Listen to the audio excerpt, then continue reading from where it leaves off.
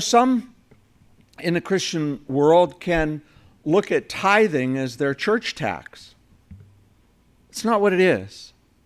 And in fact, there's some debate as to whether tithing per se as a requirement is a New Testament requirement. Now, I know Jesus says to the Pharisees when he says, you know what, you guys, you tithe of your mint and your other spices, and you forget about righteousness and justice. You should have done the latter as well as the former, or other way around. And that's used as one of the proof texts. Okay, see, tithing in the New Testament.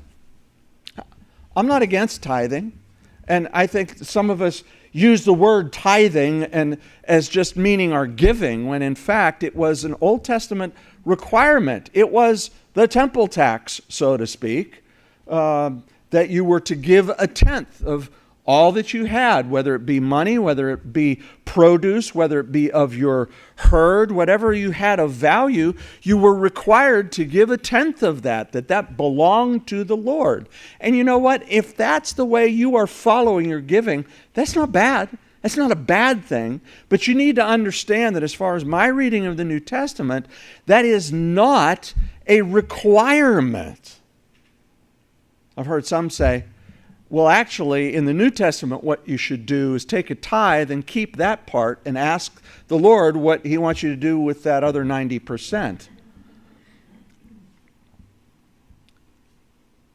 We will see later in here, Paul really bring it to a close. But the important thing here is we don't give out of compulsion.